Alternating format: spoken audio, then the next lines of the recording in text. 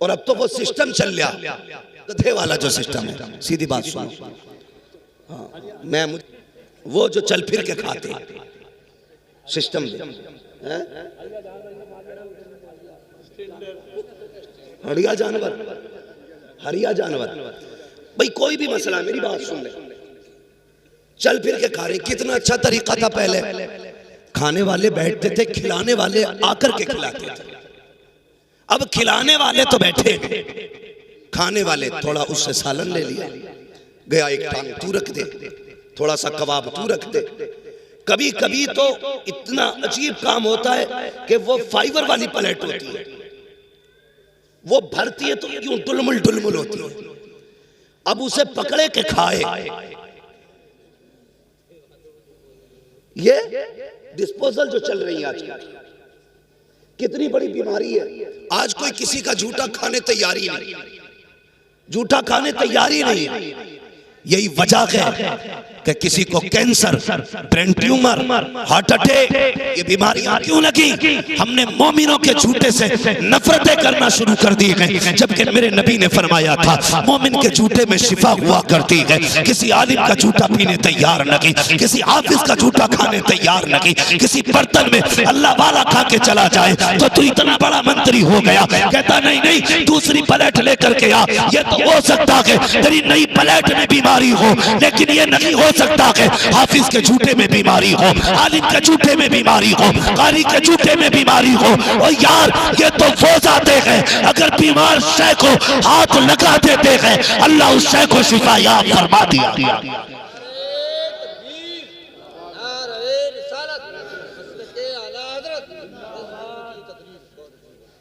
कुतुब बना घूम रहा, झूठा नहीं खाएगा। और शर्मकार, हज़रत नफरतें हो गई इससे। जब एक गिलास में हम पानी पीते थे तो मोहब्बतें थी, एक प्लेट में खाते थे तो एक दूसरे का दर्द था। आज पहले हुक्के चलते थे, एक ही हुक्का पूरी बैठक में घूमता था, है अगर साथ भी बैठे तो साथों एक ही नगाली में मुंह लगा रहे थी ना मोहब्बतें। आज तो मैं उठ के जाऊं, दूसरा आएगा तो झाड़ेगा, ऐसा लगता मैंने वायरस रख दिया। ये नफरतें हो गई हमारे बीच, भाई भाई के साथ खाने तैयार नहीं, एक गिलास में पानी पीने तैयार नहीं। कहीं जाते हैं तो 6 लोग खा रहे हैं तो 6 गिलास रखे, क्योंकि नहीं अब कोई पसंद नहीं करता जूठा खाने में। शर्म कर यार, हाँ तजर्बा ना किया हो तो कर लेना। कई बार ऐसा होता, हजरत जैसी शख्सियत भी अगर गिलास से पानी पिए और दूसरा पक्का फांसी को फाजिर बैठा करवट में, वो कहता पानी देना, तो अगर कोई दे नहीं पहले धो लो इसको। ये कहां चले गए? तो वो सिस्टम चल रहा है खड़े होके खाने वाला, लोग इसे इज्जत वाला खाना कहते हैं।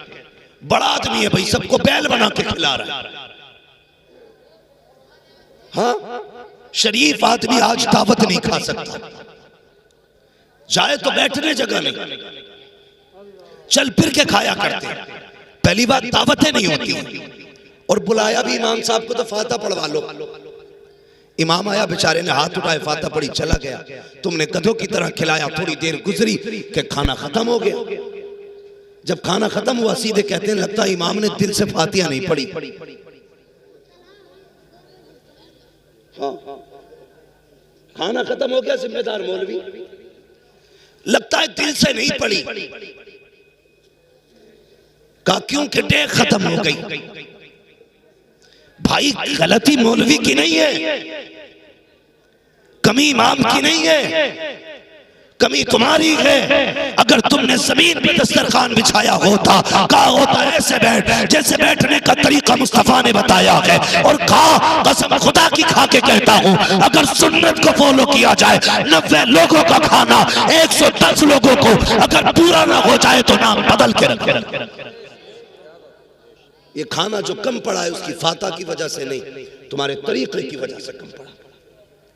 तो पहली बात तो गरीब की दावत ही नहीं होती मौलवी की। अगर कह दे तो ए बेटे चुप जाओ जरा, पहली बात तो दावत होती नहीं। और अगर दावत का नंबर भी आता तो सबसे छोटा वाला लड़का भेजा जाता मदरसे, हफज जी से कहिया बालकों की दावत है, सबसे छोटा वाला जिसका अपने घर में कोई मैयार नहीं, उसे भेजते मदरसे के अंदर। खुद कहा जा रहा कि मुखिया से कह के आऊं, प्रधान से कही आऊं, नेताजी से कह दूं। नेताजी के लिए जूतियां तोड़ रहा है अपने, मदरसे के लिए वो कहने वाला आता है जिसकी बात का घर में भी एतबार नहीं, और वो कह के चला गया। बच्चे 1 बजे छुट्टी हो गई मदरसे की, 2 बज के कोई नहीं आया, 3 बज गए कोई नहीं आया। जो मुदर्रिस या मोहतमिम होता पता कराता भाई खाना शुरू हुआ कि नहीं, तो कहता लो जी तुम शुरू की बात कर रहे हो, खाना खत्म होने वाला, आए क्यों ना अब तक, हमने तो दावत करा दी थी। सुन मेरी कौम, ये बड़ी खुददार कौम है, ये फाके से तो मर सकती है, फिर बुलाए दस्तरखान पे नहीं आएगी। दावतें करके भूला ना करो, और खाने भी जब लगाते हो कहां कहां तुमने जलील किया, सुनो वो बता रहा हूं। मैं आईना हूं दिखाऊंगा दाग चेहरे के, जिसे खराब लगे सामने से हट जाए। ये मत सोचना मैं जन्नत बांट के जाऊंगा, जन्नत मेरे बाप की नहीं, जन्नत रसूल पाक की। बात कड़वी लगेगी मगर सच्ची बात कह रहा हूं। हमने कितना जलील किया कुरान वालों को। पहली बात तो दावत करते नहीं, कर देते तो बुलाते ही नहीं, और बुलाया भी जाता है तो उधर लगी है शानदार मेज, अच्छी कुर्सियां। जब मदरसे वाले बच्चे आते कहते ना इधर नहीं, अल्लाह उधर पाल बिछा के खिला दो, इधर नहीं, इधर वीआईपी लोग खाना खाएंगे,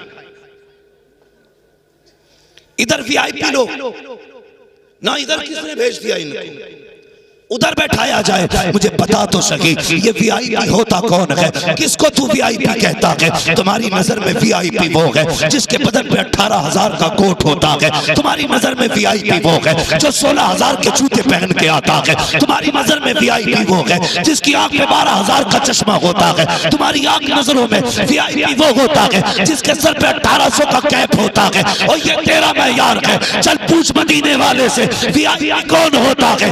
आका फरमाते हैं खैरुकुम मन तअल्लमल कुरान वअल्लमहु, वीआईपी वो होता है जो कुरान सीखा करता है या कुरान सिखाया गया। एक मैयार वो है जो तुमने मुकर्रर किया, एक मैयार वो है जो मेरे मुस्तफा ने मुकर्रर किया। हमने जलील किया कदम कदम पे कुरान वालों को, हमने छोटा दिखाया जगह जगह पे कुरान वालों को। मैं तो डंके की चोट पे कहता हूं, बहुत शौक है ना डीजे बजाने का, बहुत शौक है ना डांस करने का, चल बजा डीजे निकाह पे। जब दम अटकने लगे मौलवी को मत बुलाना, फिर भी नहीं डीजे वालों को बुलाना। करेगा कोई डीजे तो डीजे, मोहल्ले भर में कव्वाली बज जाए तो खैरियत नहीं कि मेरा अब्बा मर रहा है और तुम्हें गैरत नहीं आ रही, मेरे अब्बा की सांसें अटक रही हैं, तुम्हारी समझ में नहीं आ रही है, तुम बड़ी जमा के गाने बजा रहे हो, तुम कव्वालियां बजा रहे हो। ये हालात है। अगर तुम मैयत पे डीजे नहीं बजा सकते तो तुम्हें निकाह पे डीजे बजाने का हक किसने दिया? बताओ मुझे। मौत के वक्त अगर साउंड तेज हो तो तेरे बाप को तकलीफ होती है, शादी पे अगर गानों की आवाज आए तो रसूल पाक को तकलीफ होती है। क्यों नहीं सोचते, क्यों नहीं बदलते अपने आप को?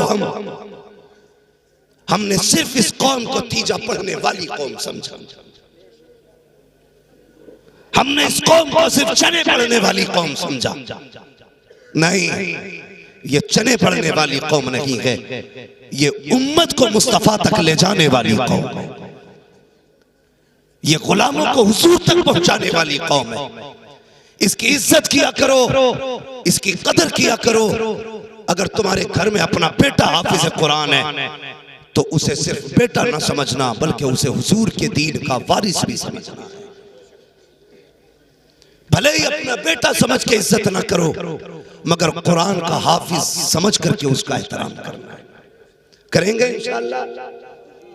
बोलो जोर से, और जोर से इंशाअल्लाह। ये सारे बच्चे गांव के या बाहर के भी? माशाअल्लाह, बहुत कम ऐसे जलसे मिलते हैं जहां पे फारिग होने वालों में बस्ती के बच्चे फारिग होते हैं, ज्यादातर चराग तरह अंधेरा ही दिखाई देता है।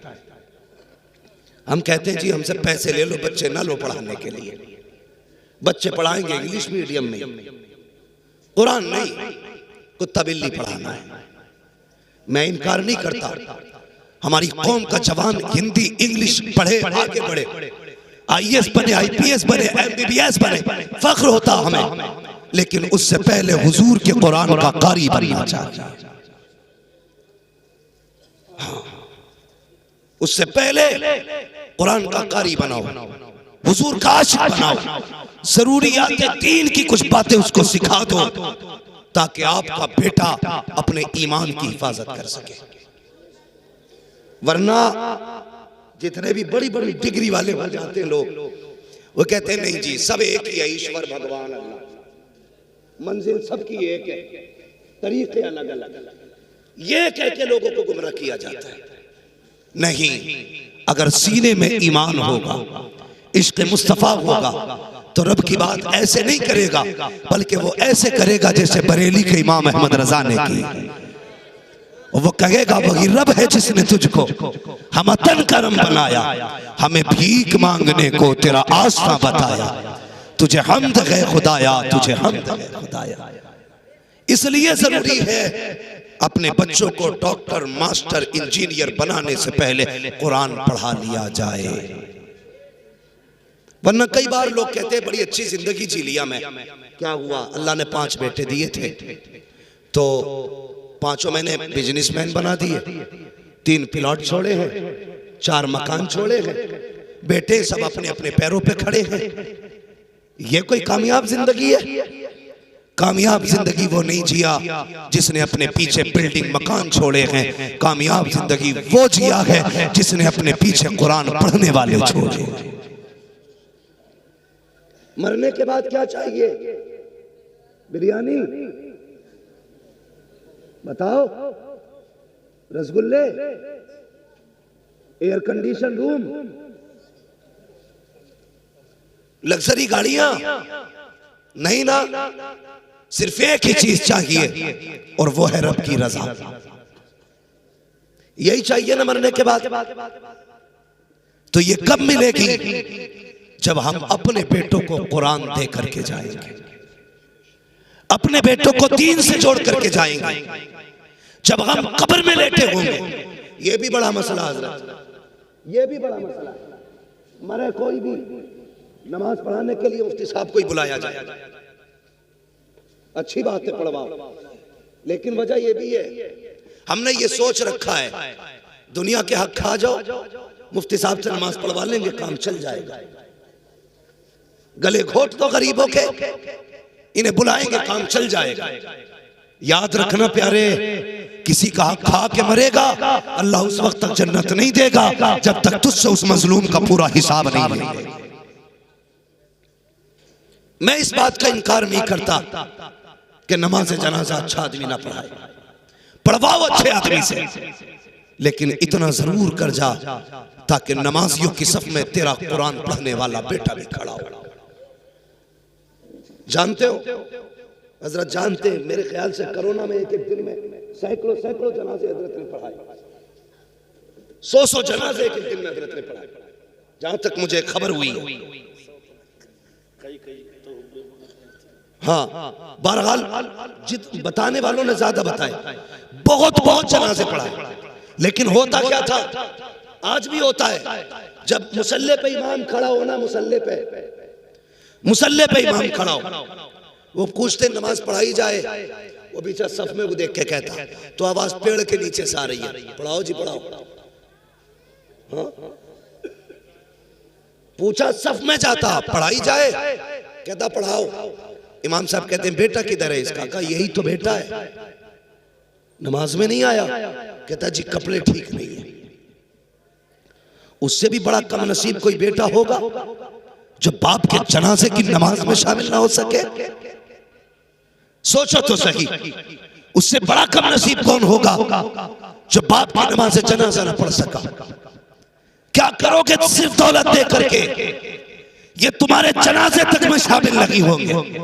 अगर चाहते हो ये जनाजों को कांधे दें, ये नमाज में खड़े हो, तुम्हारी मैयत को आके मिट्टी दें, तुम्हारी कब्र पे बैठ के कुरान पढ़ें, तो सिर्फ दुनिया की डिग्री न दे के जा, कुरान वाली डिग्री भी दे के चला जा। और ऐसा बना जा कि जब दुनिया छोड़ के आ जाए ये कुरान लेके बैठ जाए और कहते अब्बा घबराने की जरूरत नहीं है, जिस दिन के लिए तूने कुरान पढ़ाया था वो दिन आ गया है, सब छोड़ के जा रहे हैं, लेकिन देख तेरा कुरान वाला बेटा तुझे छोड़ के नहीं गया। इसलिए मैं कहता हूं कामयाब जिंदगी वो नहीं जिया जिसने बिल्डिंगें बनाई हैं, कामयाब जिंदगी वो जिया है जिसने अपने पीछे कुरान वाले छोड़े। पढ़ाएंगे कुरान इंशाअल्लाह, बोलो। सारे नहीं बोल रहे, डर लग रहा है क्या?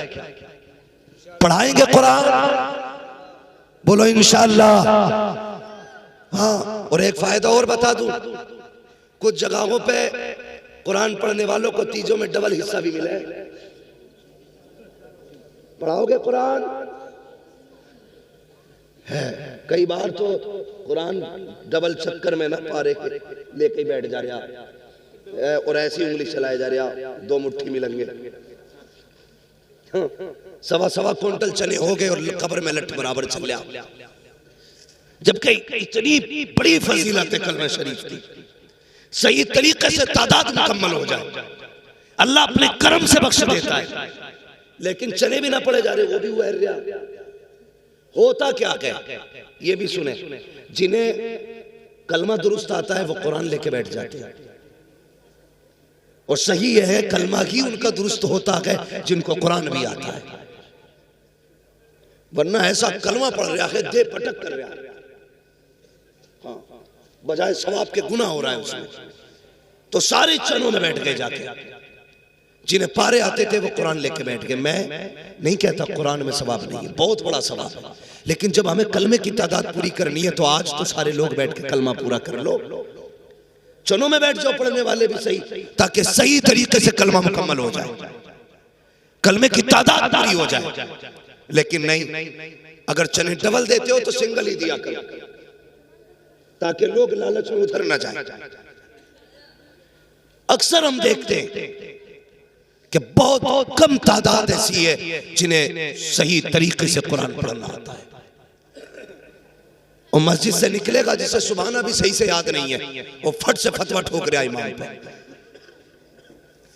हाँ, कि इनके पीछे नमाज ना हो रही जी, इनके पीछे ऐसा नहीं हो रहा, वैसा नहीं हो रहा। ये ना किया करो, जो पढ़ी अगर उसे बचाना है अपने गिरबान में झांका करो। जितने धुन से दूसरे के ऐप देखते हो उतने धुन से अपने ऐप देखा करो। जितनी कोशिश दूसरे की सलाह में करते हो अपनी सलाह में कोशिश किया करो। अगर ये अमल बना लिया कसम खुदा की मदीने वाला भी राजी हो जाएगा, काबे वाला भी। दूसरे से ज्यादा अपनी सलाह की कोशिश करें, बच्चों को कुरान पढ़ाएं, दीन सिखाएं, और बच्चों को मदरसों में दाखिल करें, और साथ में दुनियावी तालीम भी दें। यह हक है हमारा, जरूरत है इस दौर की दुनियावी तालीम देना भी, लेकिन साथ में दीनी तालीम बहुत जरूरी है। इसलिए बच्चों को पढ़ाइए, इदारों का ताउन कीजिए। एक बात और कह जाऊं ताउन के हवाले से, बहुत गौर से मेरी बात सुने। हमारे यहाँ इंतकाल होता है ना, तो सबसे पहला काम होता है कुरान की पेटी लाई जाती है। सबसे पहले कुरान की पेटी लाई जाती है, उस पर लिख दिया जाता बराए ईसाल सवाब फला मरहूम, ला के मस्जिद में रख दी। कहीं कहीं तो इतनी पेटी हो गई कि मुसल्ले तक आ गई।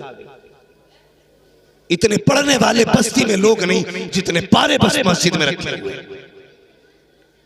और बेटा भी पेटी देख के बरी हो गया, पेटी दे दी बस हो गया काम। नहीं, आपने कुरान दिया मस्जिद में, वहां तो पहले से इतने पारे थे कि रखे रखे कीमत पा रही थी। उनकी हिफाजत करने वाला कोई नहीं, गर्द चढ़ गई रखे रखे पारों पर। अगर अल्लाह तौफीक दे, बाप का इंतकाल हो, मैं इस मदरसे को देख के हैरत कर रहा हूं, खस्ताहाली देख रहा हूं, इसका कलर भी देख रहा हूं। हाँ, अपनी बिल्डिंगों के कलर देखो, फिर मदरसे का कलर देखो। मेरे घर का एक बल्ब फ्यूज हो जाए, 12 घंटे बर्दाश्त नहीं होता है। अगले दिन सामने मिस्त्री खड़ा होगा, पानी छोड़ जाए नल, दरवाजे पे मिस्त्री खड़ा होगा। एक कुंजी टूट जाए तो खड़ा होगा बड़ाई दरवाजे पे। एक चीज बिल्कुल खराब हो जाए फौरन मिस्त्री आ जाता है। लेकिन ये इदारे हैं, दरवाजे उखड़ गए, महीने बीत गए, कोई देखने वाला नहीं है। बल्ब फ्यूज हो गया, बरसों बीत गए, कोई लगाने वाला नहीं है। और तुझसे किसने कह दिया खाली बेटी देने से तेरे बाप को जन्नत मिल जाएगी? अगर बाप को जन्नत दिलाना चाहता है, आ बेटी ना ला, इन मदरसों में आ जा के बता तो सही। मौलवी किसी कुरान पढ़ने वाले के पास अगर कपड़े पुराने हैं मेरे बाप के नाम से उसे कपड़े दे दिए जाए। अगर कहीं पे पंखा नहीं है बाप के नाम से पंखा लगा दिया जाए। अगर मदरसे में फ्रिज नहीं है मेरी माँ के नाम से फ्रिज लगा दिया जाए। अगर मदरसे के अंदर कूलर नहीं है कुरान वालों के लिए कूलर लगा दिया जाए। दावे के साथ कहता हूँ जब तेरा दिया हुआ कूलर चलेगा उसकी ठंडी हवा आएगी, इधर हाफिज के सीने को हवा ठंडी करेगी, उधर अल्लाह कब्र में तेरे बाप की कब्र को ठंडा फरमाएगा।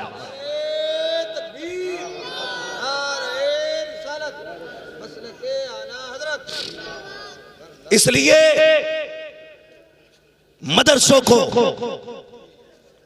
देने से इतना फायदा है कि शायद मरने के बाद आप कहो कि बहुत अच्छा किया था एक कमरा बनवाए थे। ये याद रखना मेरी बात, आप कहो अच्छा किया था